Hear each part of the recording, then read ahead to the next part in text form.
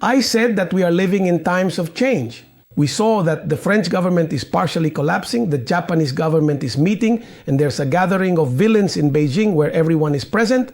One of those villains fell today. The government is very interesting because there's a whole legend that communist governments don't fall due to popular protests. But today there is a communist government, and I will explain why I call it communist, that has fallen and violently after youth protests in defense of social media. It's very interesting. We can see it in some images. We're talking about the top of the world in Nepal.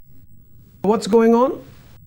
It's the Generation Z. Jessica, who I think are even younger than millennials, set fire to the parliament, the residences of political leaders, the young people, attacked public offices, the homes of some of these leaders, and the youth outrage, the explosion, was due to the government's decision to block Facebook, YouTube, LinkedIn, and 26 websites.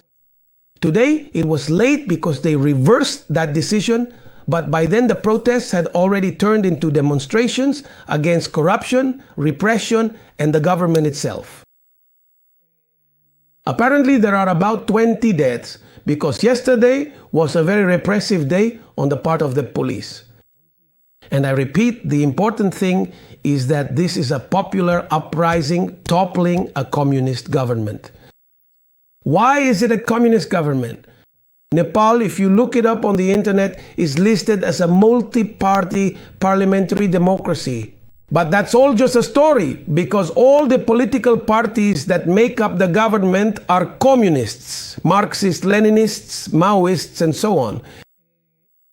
The Communist Party, which split into two, the Maoist Party, the Federal Socialist Forum, they're all fighting among themselves. Here we see how they set the parliament on fire. And those significant political disputes have, in some very real and impactful way, been steadily breaking the government completely apart. The former Prime Minister who recently resigned, widely known as KP Sharma Oli, KP because his full and proper name is Khadga Prasad Oli, resigned from his important position, but remarkably at the advanced age of 73 years old. You have to be careful, and all of this, I'm thinking about it in relation to Venezuela. Look, it's the people who have taken to the streets, it's the young people who have come out, and I was saying terrible things have happened, things no one wishes for, but they happen. It happens to those who have been humiliating the people. For example, the wife of a former prime minister died, burned alive inside her house. And they've gone after the leaders because the young people are also outraged by something they call the Nepoquic. The Nepoquic are the children of leaders who live at a level like the narco-nephews, at a much higher level than regular young people. And it reminds me a bit of Sandro. Later we'll watch a video, who is a grandson of Fidel Castro and is very active on social media. So that's one piece of news. The other news, before moving on to the next story, until 2008, Nepal was a constitutional monarchy, but also keep in mind the communists, those who governed there, remember that Chinese influence is very close by. The Chinese also have Tibet. We'll look at Sandro's case later.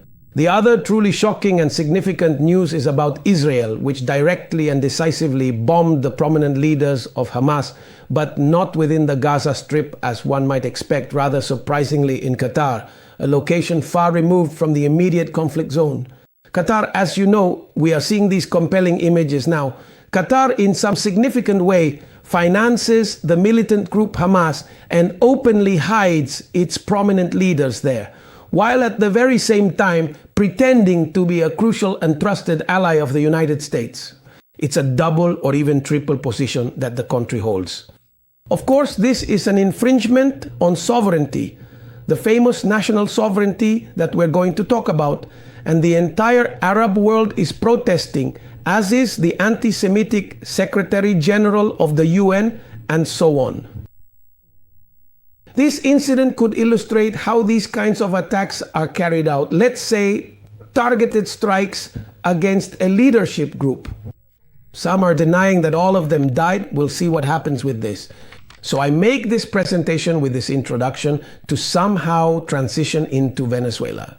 So Jessica, I don't know. Let's start with the situation in Nepal.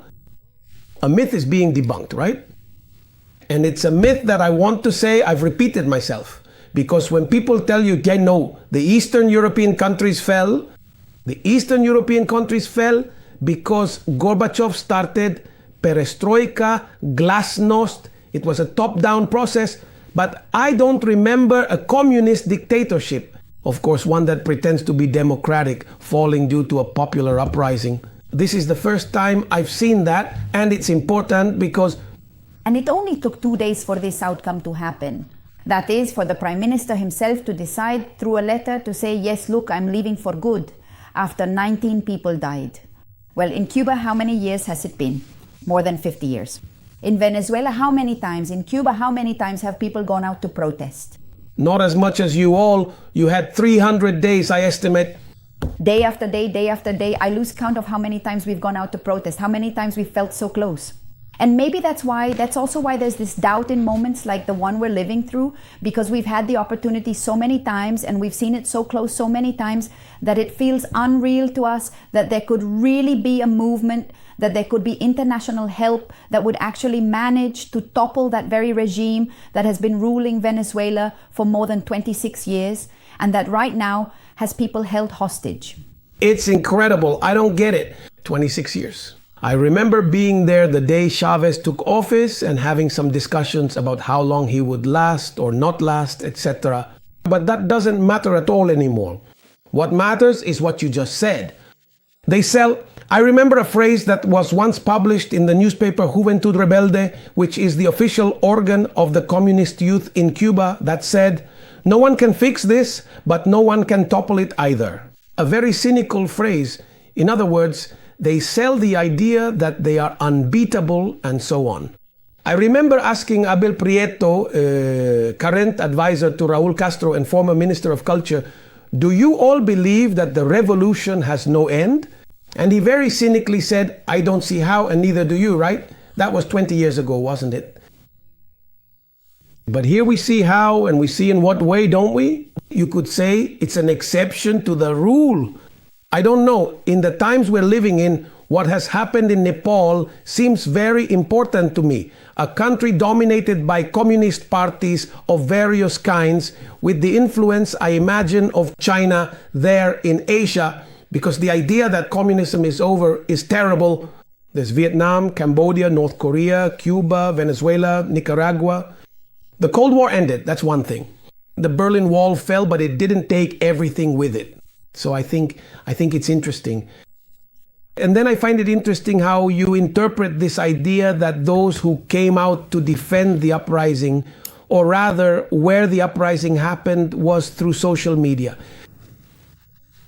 I honestly don't know. I truly have absolutely no idea to what significant extent the current regime in Nepal might or might not be deeply involved with various criminal groups, with serious drug trafficking cases, which is, for example, precisely what we've unfortunately experienced both in the nation of Cuba and in the country of Venezuela.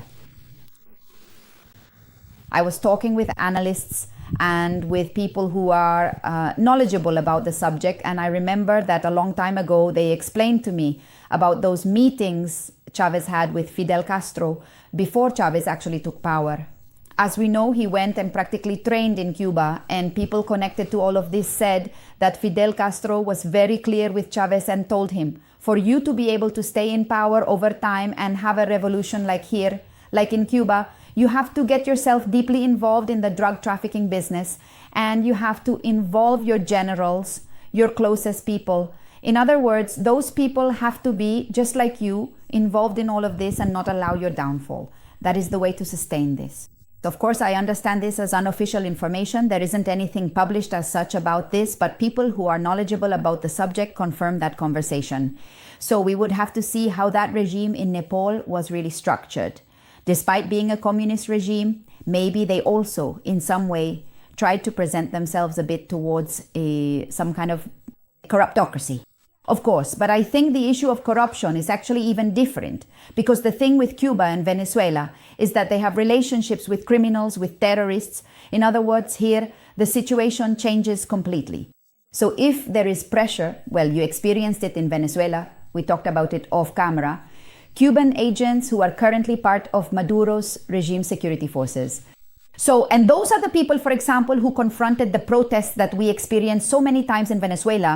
When I see those images from Nepal, it reminds me, for example, of 2018, specifically of the young people who took to the streets, and for reasons that were much, much more concerning than just being cut off from social media, and that it only took 2 days for the regime to fall. Of course, here we also have to be careful that if something happens in Venezuela, we need to keep in mind that since all the political parties, even those supposedly in opposition, are communists, a fall, like the resignation of this prime minister, since in a parliamentary system there is a president and a prime minister who would be the head of the cabinet, could just be a move to calm things down and keep everything the same in power, which is something we've discussed regarding Venezuela. You can take Maduro out of the game, but the others remain. It's not just about overthrowing a government, but about a transformation toward democracy, and that's where things get pretty complicated. And when I've seen and later read in history how those meetings went with the people who had the power to decide, that question always comes up. Well, what will happen if we overthrow this regime? And there's always someone who says, no, but what comes next is even worse, which is sometimes true, sometimes what comes next really is worse, but that remains to be seen. There's another thing, and that's the interpretation of everything that's happening from a military point of view and the different interpretations. Jose Antonio Deborah tells me, I don't know if we're going to end up with Trump's own phrase. You'll see. The White House spokeswoman was asked, and she interprets what it means when they ask President Donald Trump if he's going to intervene directly in Venezuela, which he says they'll see. Forward. What might the American public expect from such a situation in the future? And what kind of ongoing threat does it pose? Gold Train. I think it would be very imprudent of me to get ahead of what the president meant from this podium, but I believe I do know the essence of what the president was saying. The essence of what the president was saying, and what this administration believes, is that the regime in Venezuela is illegitimate, and it is unacceptable for this president and this administration for them to traffic illegal and deadly drugs into the United States of America. And that's why the president and the administration took very forceful action against a ship and 11 narco-terrorists in international waters, as you all saw. I think that sends a very clear message to drug traffickers around the world. The president is not going to tolerate it. And the amount of drugs on that ship represents the lives of thousands of Americans who could have died from that deadly poison. And we are not going to allow that deadly poison to enter our country. Jessica? I'm going to pick up on part of what you were analyzing regarding Nepal, and you're absolutely right. We have to be extremely careful with these uprisings because, for example, in Nepal's case, it was the young people because they took away their social media. Who is left?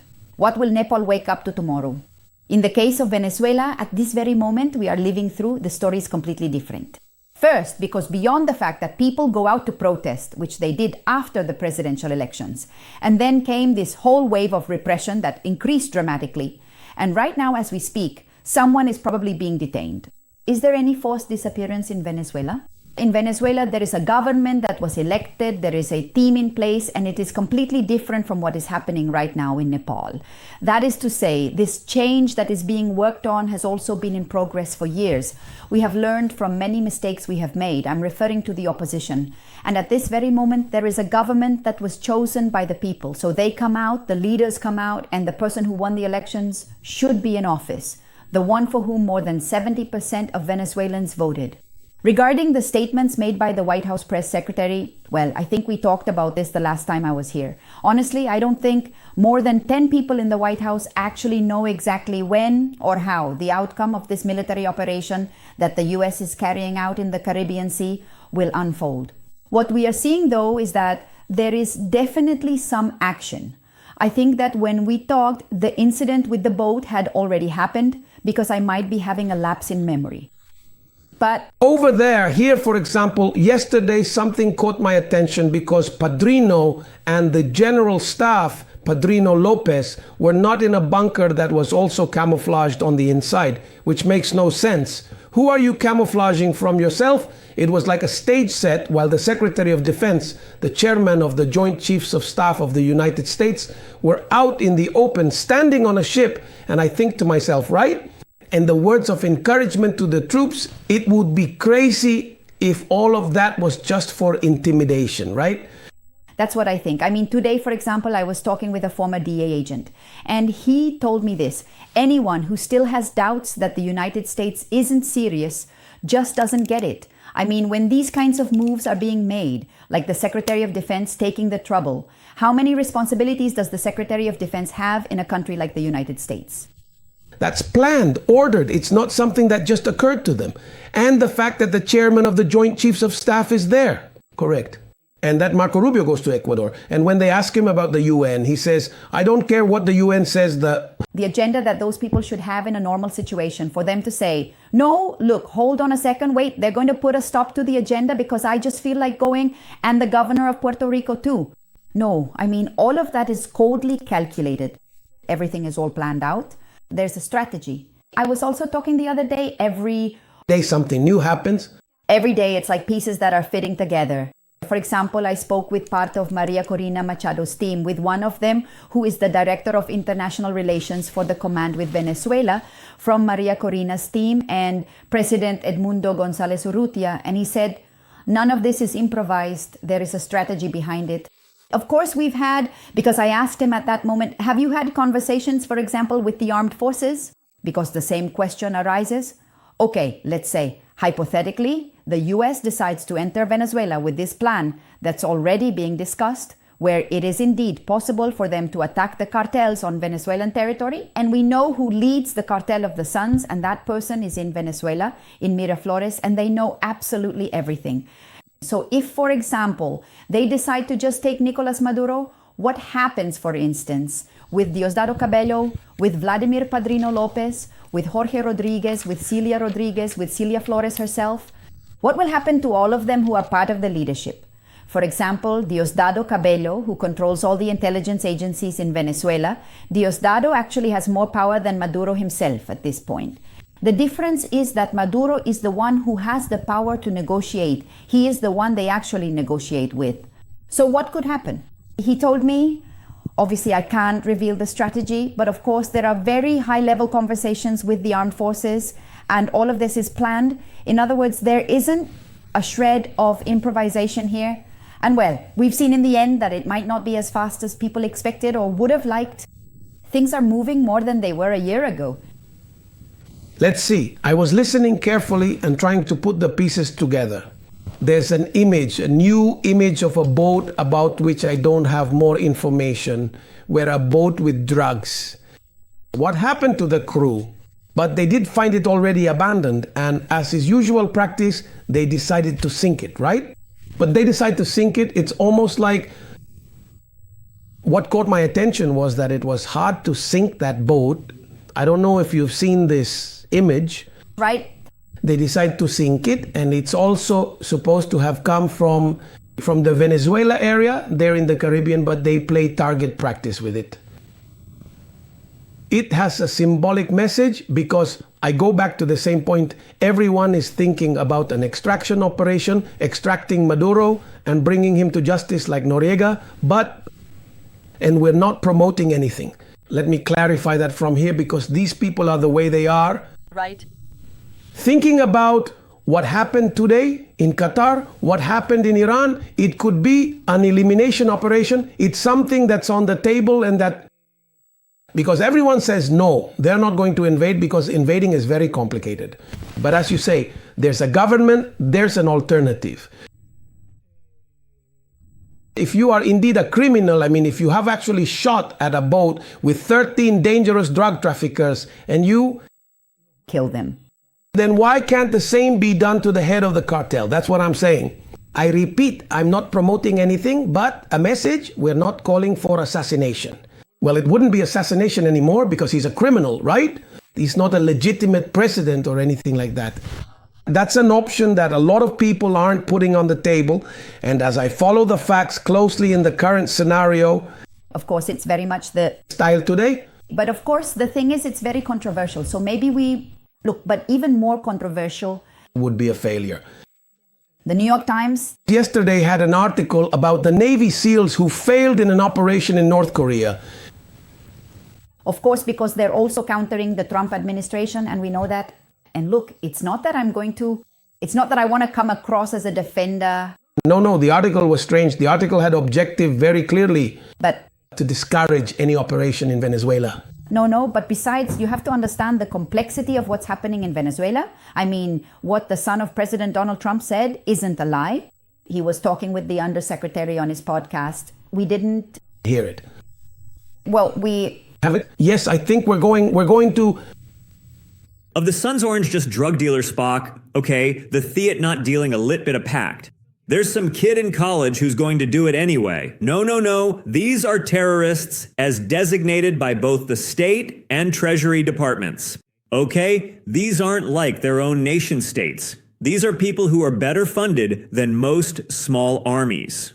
Probably more than some big armies. They're working directly under the direction of Nicolas Maduro's regime in Venezuela. They're trafficking drugs. They're trafficking young women, children, and weapons. And for years, our government just let it happen. Why? What, were we too worried about being politically correct? Was that what was going to make it right? Guys worried about maybe you might want to try stopping them. I mean, this is a different scenario, isn't it?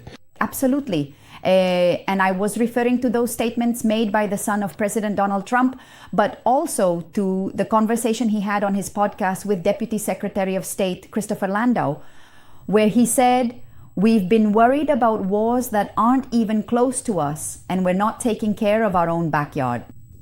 Venezuela is just 3 short hours from Florida, a mere 3 hours, and there are indeed people from Hamas, from Hezbollah.